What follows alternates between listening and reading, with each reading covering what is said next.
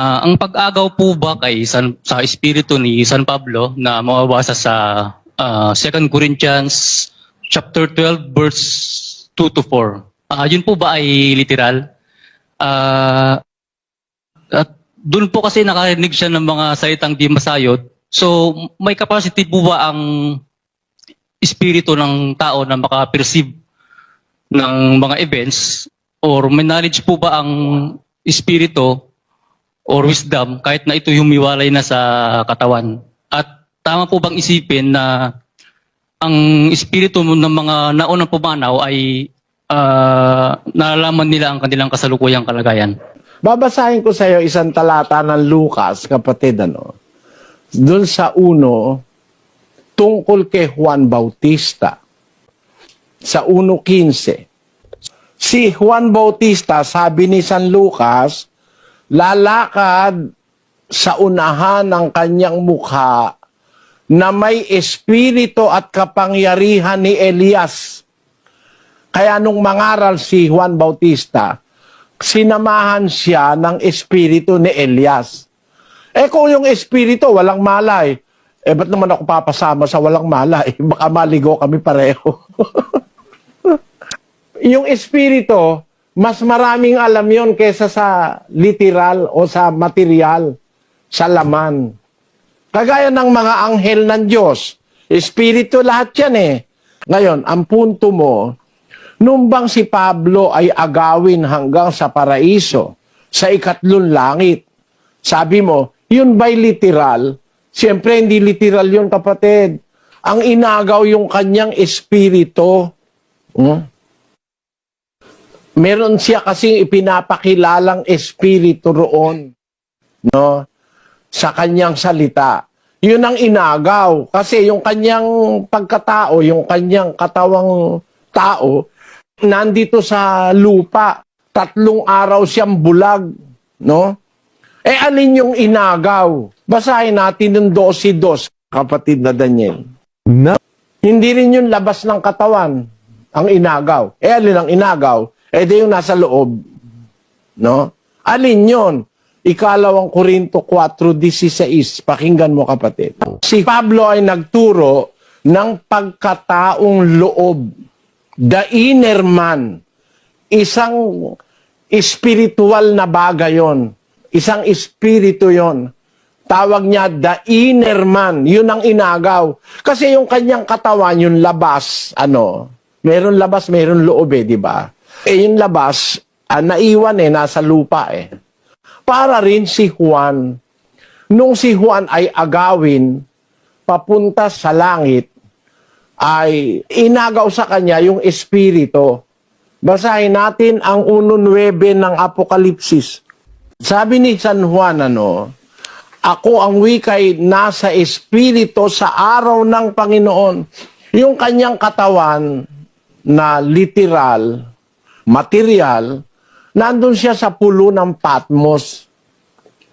Pero, dun sa araw ng Panginoon, yung araw na hinaharap, ako ika'y nasa espiritu ng araw ng Panginoon. Inagaw yung kanyang espiritu. Kasi, doon sa 4, versikulo 1, ganito nakasulat. Bawat isa sa atin, meron tayong espiritu. Yung espiritu na yun, tinatawag espiritu ng tao, may kamalayan yun. Alam nun ang nangyayari, kapatid, gaya nung tanong mo, sabi mo kanina, may capacity po ba ang espiritu makapag-perceive ng events?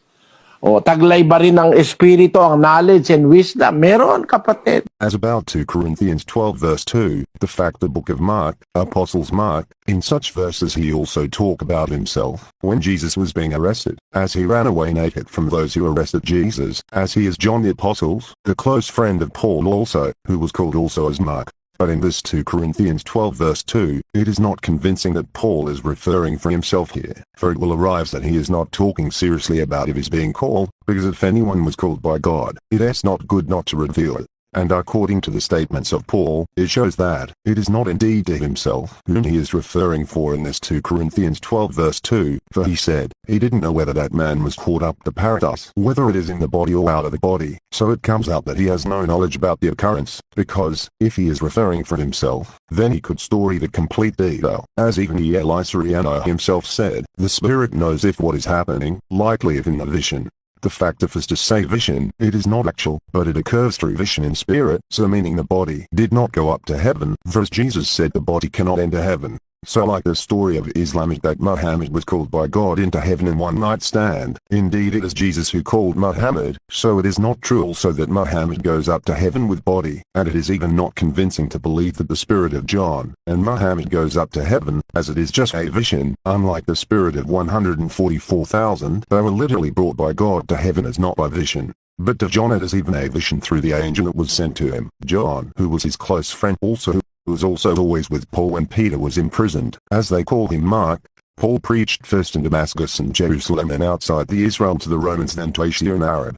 Paul wrote the book of Galatians at about 40 to 50 AD, as John received the vision 50 years after the ascension of Jesus, so Paul is not talking about John either, as what the others are saying also, so it is not either the one who was crucified with Jesus, because of the words, as heard inexpressible things so possible it is Peter, as 14 years before Paul wrote the book of Galatians, it is after resurrection, or reinstating of Peter, or after Jesus' ascension. If you read the book of John chapter 21, you will know that John knows something about what Paul have divulged, as Paul is close also to apostles John who was called Mark, as it means it is John who told Paul as John is a closet to Peter. It says in John 21 verse 17 that Jesus makes Peter as his vicar, since to Peter also the church Jesus was established, and so this is also what Jesus means. To sit in the left of the Father is not man Jesus or Christ Jesus' decision, but it is Father's decision. But Jesus also said, he is the Father himself. If you will not believe me you will die in your sin. And if you read the verse 18, this is a hint at what Paul had divulged. Someone else, Jesus, will lead you where you don't want you go.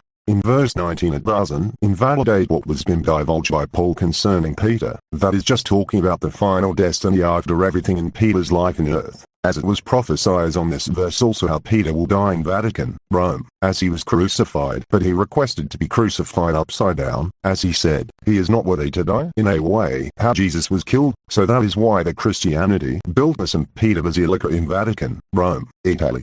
So when Jesus and Peter was about to go, Peter saw John, and asked Jesus, as how about John? Jesus said, what is that for you? If I want him to remain alive after I return, this is just a philosophic answer. So then Jesus and Peter goes to somewhere that was not divulged. Here it convincingly implies that what was done by Jesus here to Peter, this is about what Paul had divulged, as was written also by John of many things that Jesus had done that were not written.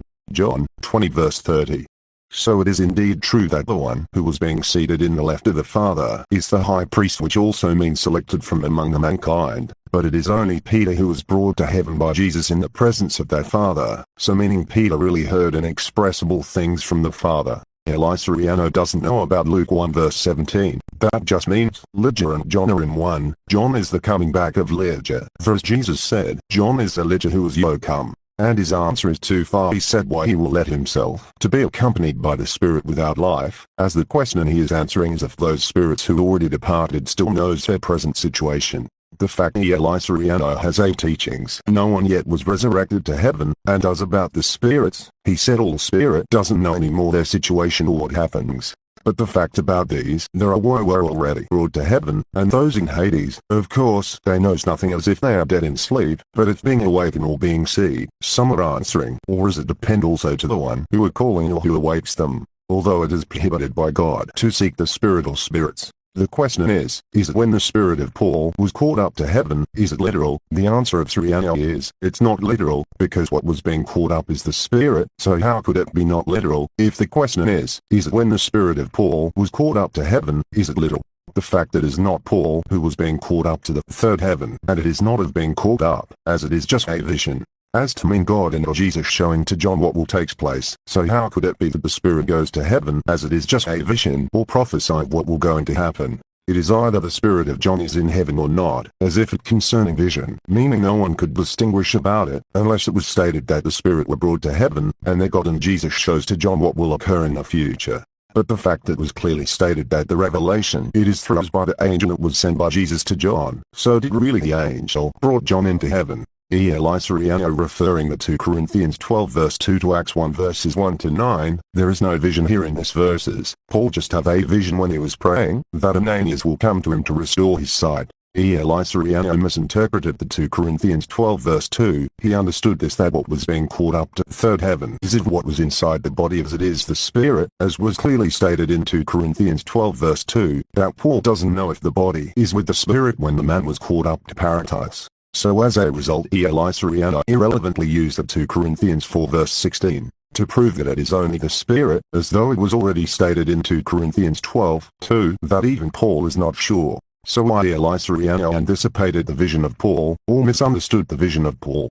ISRAELITES is really a bigot and pseudo. There is no statements in Revelation 1 verse 9 to 10 that the spirit of John was being caught up to heaven to the Lord. The words I was on the spirit just means John is in the presence of the spirit, or was filled with the spirit. The words on the Lord's day I was on the spirit, this means John is prophesying and narrating that on the judgment day he was in the presence of the spirit, meaning God and or Jesus showing to John if what are occurring on the judgment days. But it doesn't mean that the day was also been revealed.